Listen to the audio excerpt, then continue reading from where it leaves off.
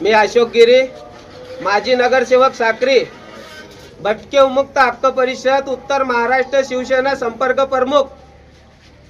इथं पिंपळनेर इथं घोडेमाल इथं माझ्या भाषाची मुलीचं लग्न होता, विजू गोसावी त्याची मुलीचं लग्न होता। त्यांनी पत्रिका दिली, मुलगी पिंपळनेरची मुलगी सोनगडला दिलेली आहे। तर सोनगडला दिलेली आहे तर सोनगडवाल्यांचे जरा वागणूक त्यांचे जे ना राहणीमान सर्व ना ते लोकांना कोणाला बी भांडतात।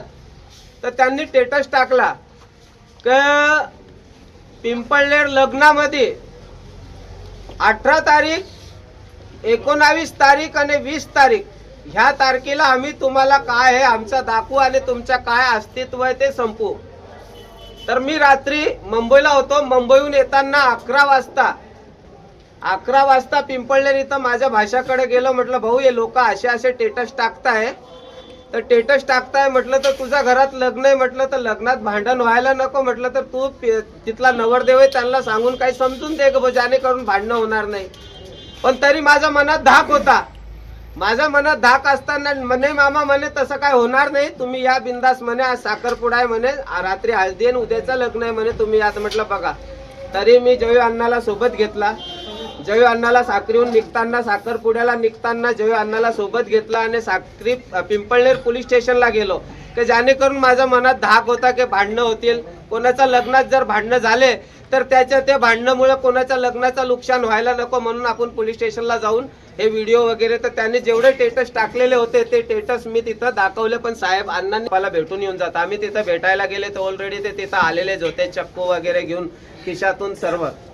जसे आम्ही गेलो बसायला गेलो तिथं बोलायला गेलो तर बोलताना आम्ही बोललो म्हटलं भाऊ असे स्टेटस का बरं ठेवता, कोणाचं लग्न होऊ द्या असं तसं। त्यांनी मागं पुढे विचार केलाच नाही। माझा भाऊ आहे माझ्यापेक्षा लहान सुरेश गिरी, सुकडूगिरी गोसावी, त्याला डायरेक्ट मारून टाकला। जेव्हा त्याच्यावर सुटलं तर तिथं देवेंद्र ज्ञानेश्वर पवार गेला, त्याला बी घाव मारला। सुरेश गिरीचा पोरगा गेला, त्याला बी घाव मारला। सुरेश गिरीचा भाषा गेला सागर गोसावी, त्याला बी घाव मारला आणि माझा पोरगा गेला, त्याला बी घाव मारला। पूर्णपणे प्लॅन वाईज या आमच्यावर अत्याचार केलेला आहे।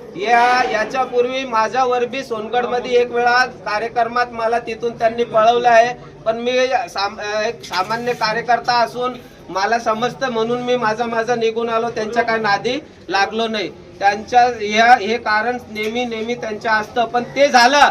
पण आज माझ्या पोरगासारखं माझ्या पोरग्याला मला खांद्याला खांदा लावून माझ्यासाठी रात पाटला गाडी सोबत जाणारा ज्ञानेश्वर देवेंद्र ज्ञानेश्वर पवार याचा काय संबंध नसताना त्या पोराचा बी डेट झाली आहे आणि माझा भाऊ सुरेश गिरी गोसावी याची डेट झाली आहे।